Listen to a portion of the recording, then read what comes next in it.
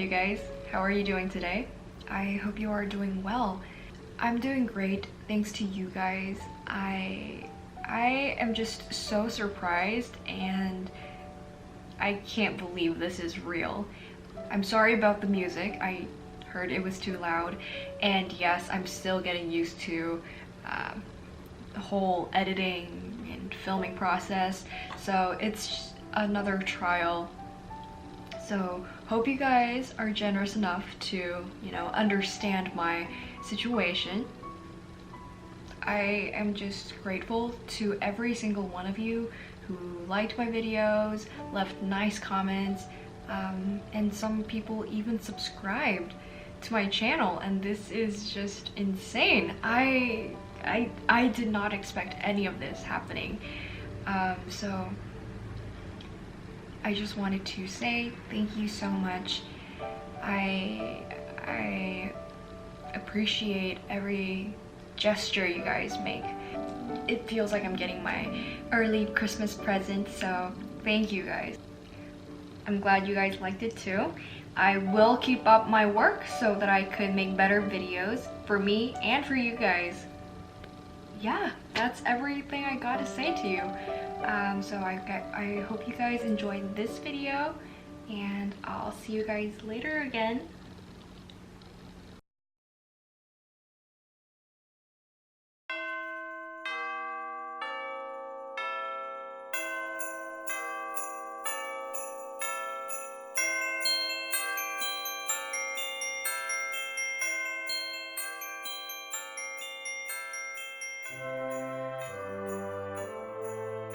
Hello you guys! Before I say anything, Merry Christmas! I hope you guys are having a wonderful time with your family and friends. Now, back to the video. I would like to share my personal experience with these 4 journals that I've used for the past 5 years. I will give you some brief overview and some recommendation on what kind of people would prefer these journals, and some comparison in size, the paper color, and how it performs in each of the pens and markers that you guys use a lot, and also comparing different weight papers. Let's get started! Now I would like to start introduce you guys from Moleskine. The exact Moleskine planner that I used was Moleskine Classic Notebook Dotted in large size, but unfortunately I think I misplaced it or I couldn't find it. So basically what you see right now is a Cahier journal from Moleskine. I would recommend Moleskine for people who prefer pencil or ballpoint pen rather than gel ink or liquid ink, because it is relatively very thin. It's really good for people who wants portable diary that has enough space to draw or jot down.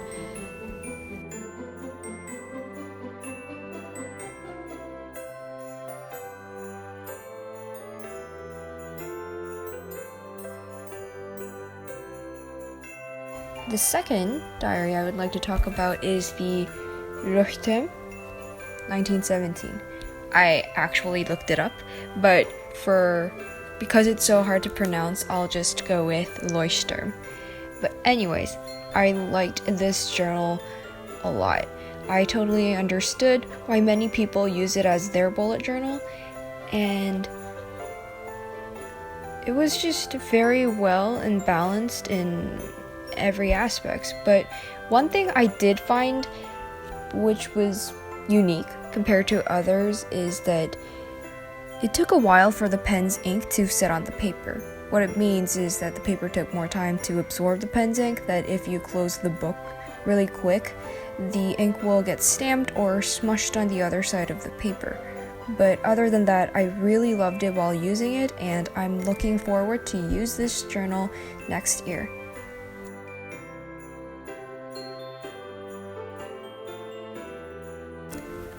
The third brand is MUJI. The official name is PP Cover Double Ring Notebook, and I would recommend this journal for the people who are beginning their bullet journal but doesn't want to spend too much, but has great quality paper. I've been using it for the past 2 years and I really love it.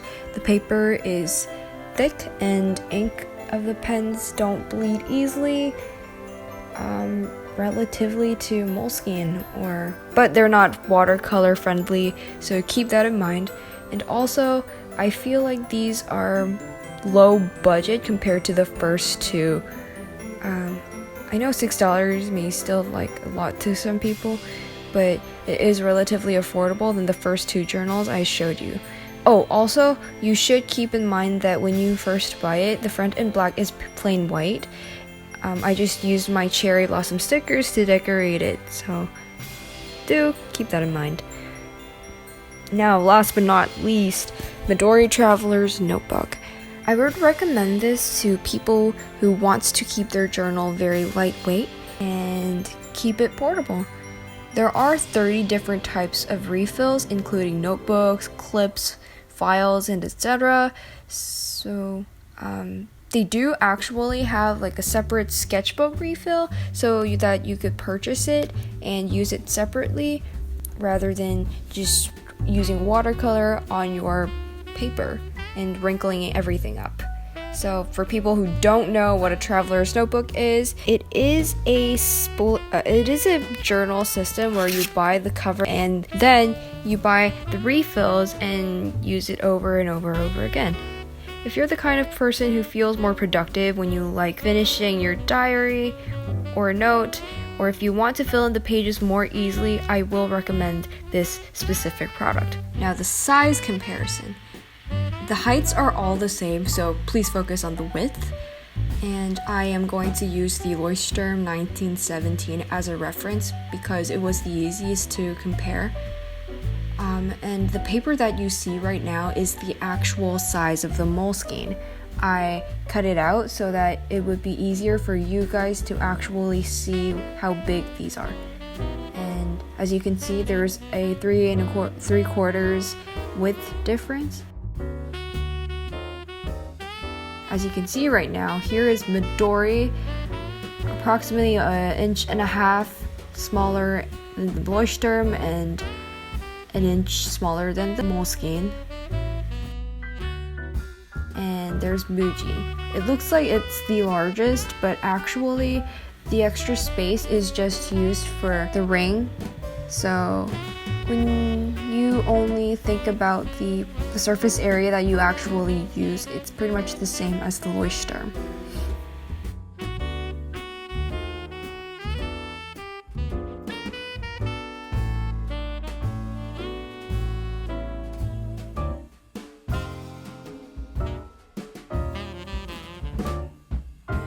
The page color comparison. Heads up, the footage is kind of shaky, but as you can see, basically Moleskine and Leuchtturm1917 had an ivory, basically more yellowish tone, while Midori and MUJI had more of a white tone. It's even on the description saying Moleskine and Leuchtturm has an ivory colored paper, so please keep that in mind. So it is the brightest in the order of Midori, MUJI, Leuchtturm, and Moleskine. Performance in the paper, and there are some terms I would like to explain. The first one is ghosting, which means when you can see the ink through the paper or the backside of the, and you guys will see it. The next term is bleed through, when the ink seeps through the backside of the paper, and you could think of Sharpie. That's what a bleeding does. Now, I use some of the most used pens, mild liners, some Crayolas, Crayola super tip markers in the color range of light to medium to dark, and the MUJI gel ink ballpoint pens, which are 0.38 in color black and blue. And also I also used Stabilo 0.88 in medium colored to the dark color. Also I used some micron liners in different point size and this uniball signal, and this uniball jet stream that I had for at least 5 to 6 years. Also, I didn't add the footage, but I used the Sharpie and the Pilot G2 0.7. And as you can see here, I'm just testing the markers and the pens on Leuchtturm, but I did the exact same thing and in the order that I just introduced to you guys. I will leave the information down below in the description box, so don't worry. And you could see on the left side, I only went through the markers once, but on the right side, I went over the pens 2 times so that I wanted to see the difference between them. One thing I do want to talk about Moleskine was that the mild liner bleeded.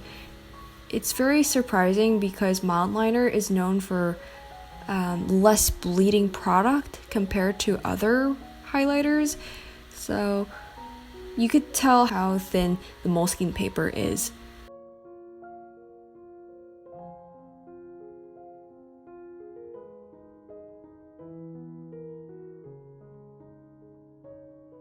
Leuchtturm performed very well, of course, except for the Sharpie and the Pilot G2 0.2.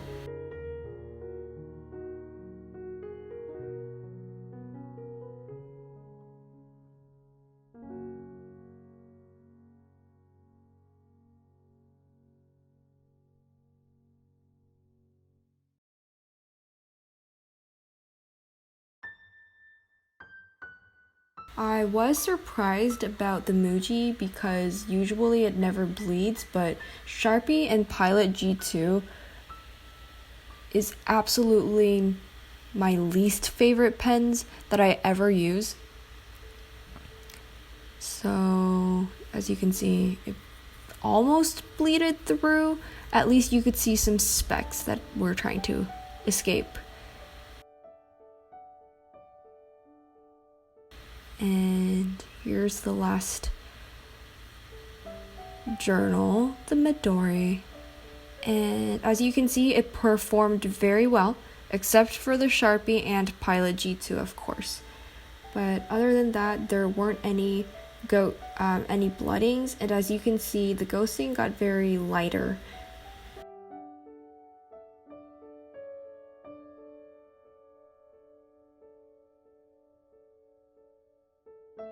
So now comparing with the traditional sketchbook papers that I have, I did the exact same thing. I used the markers once on the left and twice on the right.